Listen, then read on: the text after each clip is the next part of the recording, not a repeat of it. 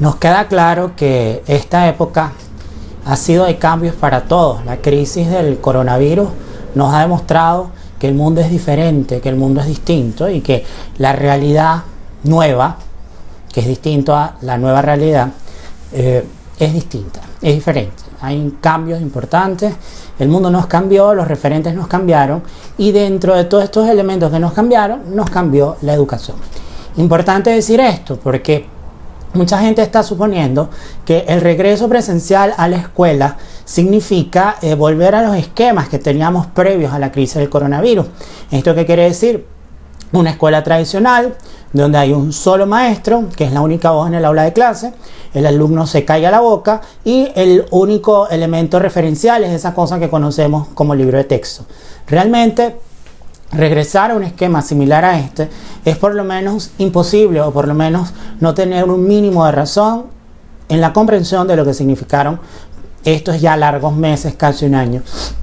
de procesos educativos mediados a través de lo que fueron las nuevas tecnologías de información y comunicación, en algunos contextos mejor que otros, en algunas escuelas mucho mejor que otros, pero siempre entendiendo que hay una nueva manera de entender el proceso educativo. Obviamente, esta forma tradicionalista que a veces mucha gente tiene en la cabeza de entender que con un maestro en un salón de clase, con un libro de texto y siendo la única voz, vamos a resolver todo y al final eso se entiende como garantía de que estamos logrando aprendizaje de calidad, es poco menos que cierto. Realmente el modelo tradicionalista, que todo el mundo tiene en la cabeza, que supone que es lo que debemos hacer en educación, es un modelo que tiene mucho tiempo aspirando a cambiar. Los educadores tenemos alrededor de unos 30, 40 años ensayando nuevas maneras de educar. En algún momento fueron los proyectos o los proyectos pedagógicos de aula o la pedagogía por proyecto. Antes de la pandemia estábamos dando la vuelta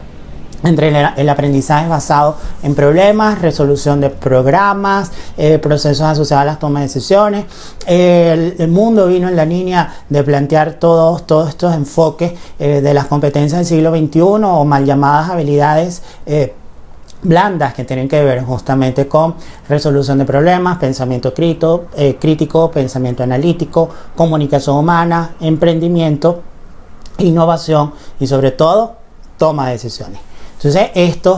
estas 8 grandes habilidades, algunos autores nos las colocan en las 10 competencias necesarias para el siglo XXI, entran en lo que la UNESCO estaba planteando para el año 20, que era el aprender a transformarnos o el aprender a convertirnos, que se iba a incorporar a los 4 pilares que tenemos desde el principio del siglo XXI: aprender a conocer, aprender a hacer, aprender a convivir y el más importante de todo, el aprender a hacer. Entonces con esta quinta incorporación del aprender a convertirnos o el aprender a transformarnos, estábamos suponiendo que íbamos a un nuevo camino en materia educativa. La pandemia,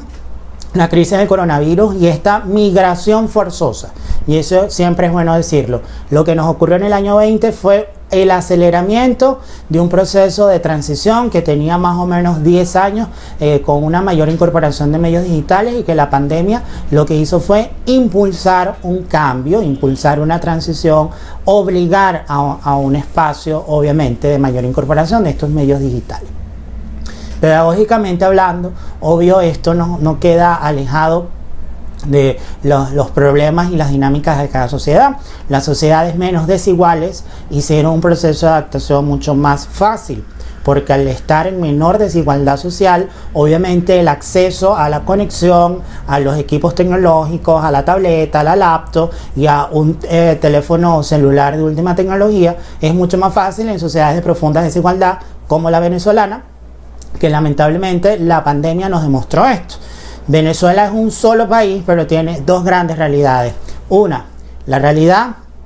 de las clases altas, de las clases que todo lo pueden, de los sectores A y B, y donde lamentablemente tenemos que incorporar en ese momento a los enchufados y a la jerarquía del régimen, donde todo lo tienen, donde pueden pagar internet, donde tienen internet satelital, las instituciones educativas donde sus hijos van, obviamente se mueven en estos esquemas, pero está la segunda Venezuela, que es la del 80 y largos por ciento, casi el 90% del país, que si lo colocamos en términos exactos, estamos hablando del 83% de las instituciones educativas de Venezuela, que son precisamente la cara contraria. Tenemos por un ladito el país del lujo, el país del internet, el país de la tecnología, pero por la otra tenemos el país donde no hay agua, no hay luz, no hay internet.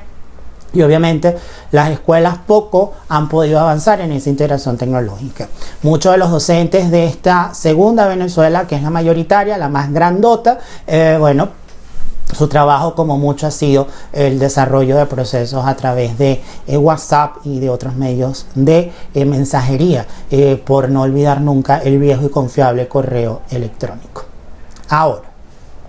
el mundo cambió, la educación cambió. Tratemos de hacer un poquito el helicóptero y salir de la realidad de Venezuela y tratemos de ver el 360 del mundo completo, que es al final el que nos corresponde entrar.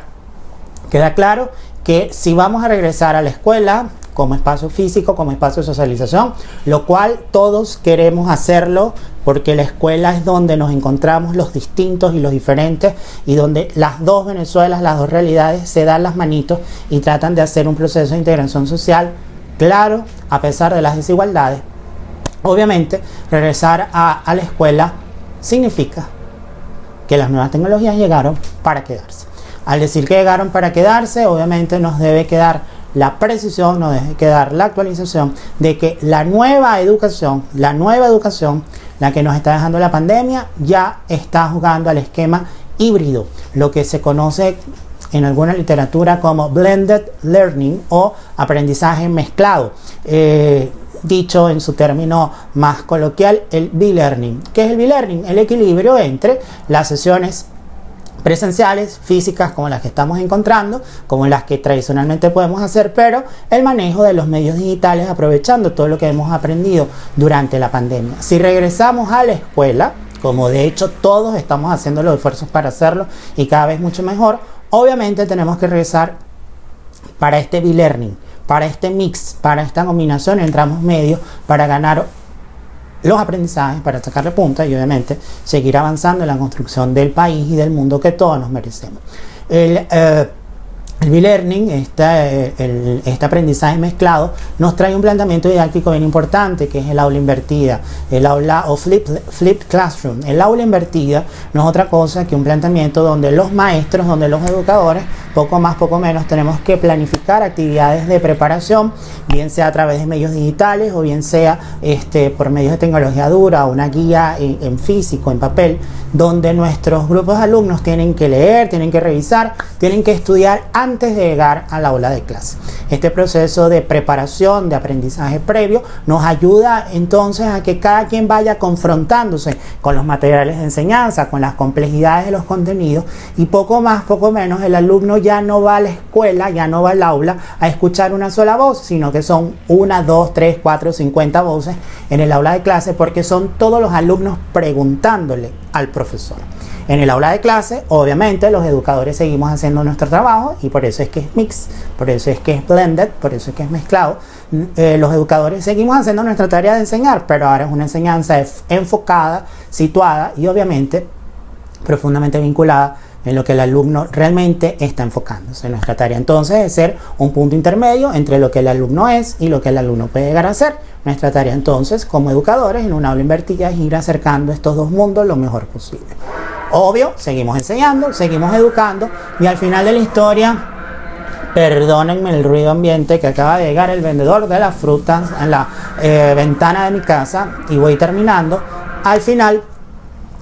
el educador enseña, el alumno viene leído, el alumno viene con algo adelantado y el proceso de cierre en el aula de clase es mucho más en conjunto, mucho más enriquecedor, porque no es una voz, sino muchas voces conversando, hablando, dialogando en el aula de clase. Podemos hacer un aprendizaje mucho más real, mucho más situado y profundamente más significativo. El proceso de evaluación es mucho más constructivo todavía, porque deja de ser ese modelo de un maestro en un salón de clase con un libro, pero obvio con un esquema de evaluación que es un examen escrito donde vamos a repetir contenido. En la nueva realidad, en este mundo híbrido, esta experiencia de aprendizaje mezclado, de B-learning, el proceso de evaluación ya es